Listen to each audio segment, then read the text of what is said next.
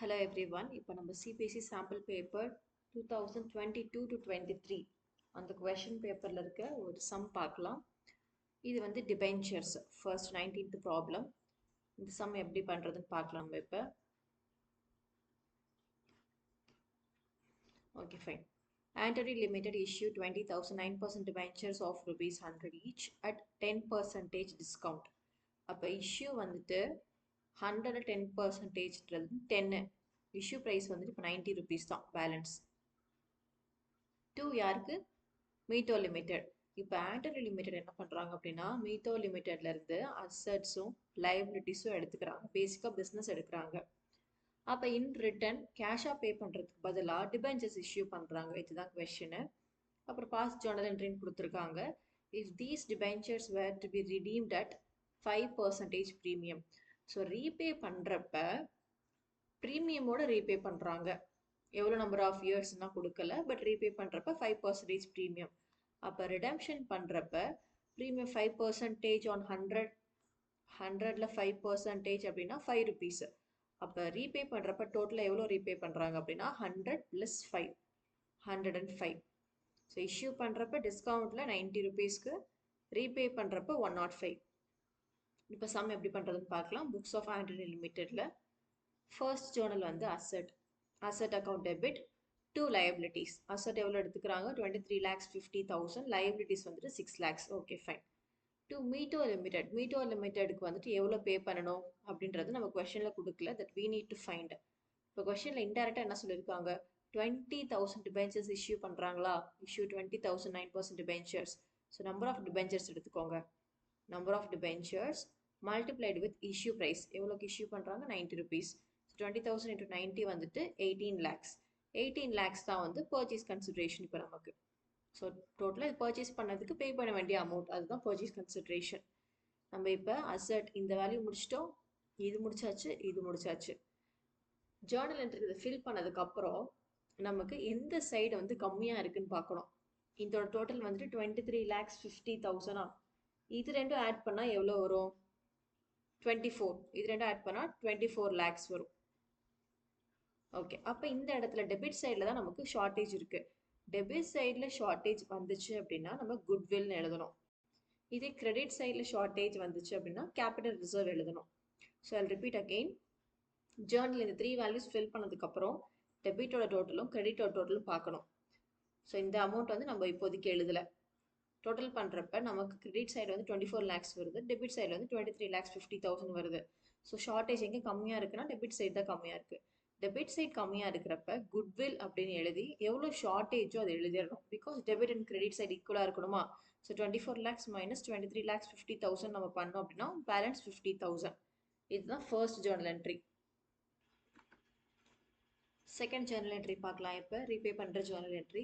மீட்டோ limited account debit. மீட்டோக்கு எவ்வளோ pay பண்ணணும்? 18 lakhs பே பண்ணணும். டிபென்ச்சர்ஸில் பே பண்ண போகிறாங்க. இப்போ முன்னாடி சொன்ன மாதிரி இஷ்யூ வந்துட்டு 90, ரிடம்ஷன் பண்ணுறப்ப ப்ரீமியமோட சேர்த்து 105. இப்படி இருக்கிறப்ப இஷ்யூவில் 90 வந்துச்சா, அப்போ இங்கே டிஸ்கவுண்ட் இருக்கா? ரிடம்ஷன் ரீபே பண்ணுறப்போ 105வா? அப்போ என்ன வரும்? ப்ரீமியம் ஆன் ரிடம்ஷன் வரும்.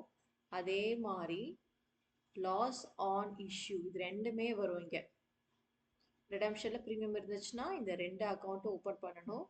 இஷ்யூவில் 90 இருந்துச்சுன்னா அது டிஸ்கவுண்ட் அப்படின்னு அர்த்தம். இப்போ அதெல்லாம் பண்ணுறதுக்கு முன்னாடி நம்ம நம்பர் ஆஃப் டிபென்ச்சர்ஸ் கேல்குலேட் பண்ணிக்கலாம். Number of debentures is equal to purchase consideration divide by issue price. இது ஞாபகம் வச்சுக்கணும். பர்ச்சேஸ் கன்சிடரேஷன் எவ்வளோ நம்ம எவ்வளோ கேல்குலேட் பண்ணோம்ல, 18 lakhs divide by issue price எவ்வளோ? 90 ருபீஸ் டிஸ்கவுண்ட்டில். ஸோ டிவைட் பை 90 போட்டோம் அப்படின்னா நமக்கு 20,000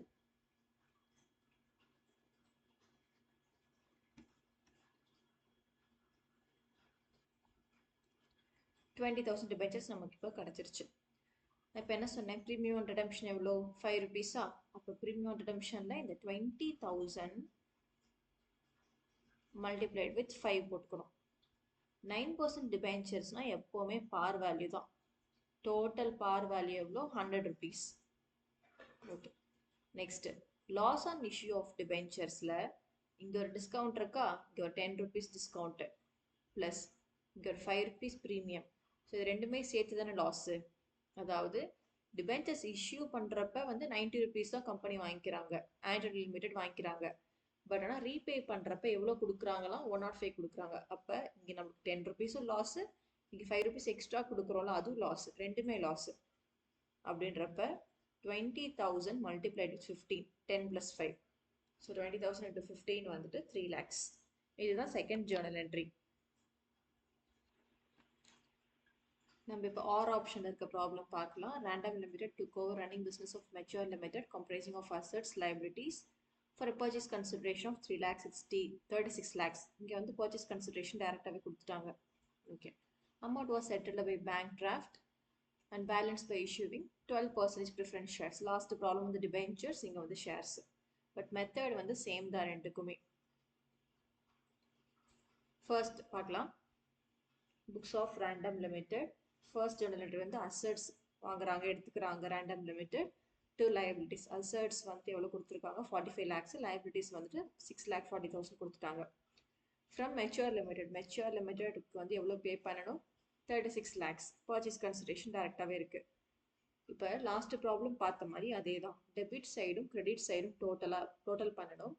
எந்த சைடு கம்மியாக இருக்குன்னு பார்க்கணும்.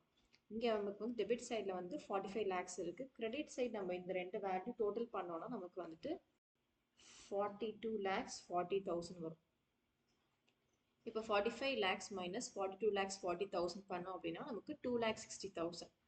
டெபிட் சைடில் ஷார்ட்டேஜ் வந்துச்சுன்னா குட்வில், கிரெடிட்டில் ஷார்ட்டேஜ் வந்துச்சுன்னா கேபிட்டல் ரிசர்வ். இதுதான் first journal entry. Second journal entry பார்க்கலாம். இப்போ mature limited account debit purchase consideration 36 lakhs கொஸ்டினில் கொடுத்துருக்கு. டு பேங்க், இந்த பேங்க் டிராஃப்ட்னு இருக்குல்ல, பேங்க் டிராஃப்ட் அப்படின்னாலே டு பேங்க் 1,50,000 வந்து பேங்க் மூலிமா செட்டில் பண்ணுறாங்களாம். ஸோ டோட்டல் வேல்யூ 36 lakhல 1,50,000 வந்துட்டு பேங்க்கில் செட்டில் பண்ணுறாங்க. பேலன்ஸ் தான் வந்து preference shares. To 12% preference share capital, to securities premium. ஏன்னா இங்கே வந்து ப்ரீமியம்லன்னு கொடுத்துருக்காங்க. ஸோ பேலன்ஸ் எவ்வளோ செட்டில் பண்ணுறாங்க, எப்படி செட்டில் பண்ணுறாங்க அப்படின்னா preference shares of 100 each at 15% premium. இதுதான் இன்ஃபர்மேஷன் கொடுத்துருக்காங்க. ஃபர்ஸ்ட் ஆஃப் ஆல் நம்ம வந்து number of preference shares calculate பண்ணணும். Number of preference shares is equal to purchase consideration 36 lakhs divided by issue price.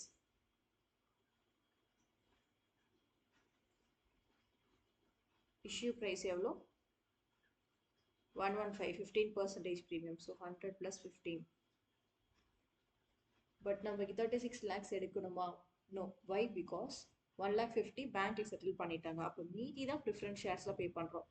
36 lakhs minus 1,50,000 divided by 115. So இப்போ நம்மளுக்கு மேலே என்ன வரும் அப்படின்னா 34,50,000 டிவைடட் பை 115 பண்ணோம் அப்படின்னா நமக்கு 30,000 ஷேர்ஸ் கிடைச்சிடும். இப்போ 30,000 வச்சு தான் மல்டிப்ளை பண்ணோம். ப்ரிஃபரன்ஸ் ஷேர்ஸ்க்கு என்ன வரும், 30,000 multiplied with 100. Securities premium 30,000 multiplied with 15. ஏன்னா 15% on 100 வந்து 15 rupees. ஸோ இதை மல்டிப்ளை பண்ணோம் அப்படின்னா நமக்கு ஆன்சர் கிடைச்சிடும்.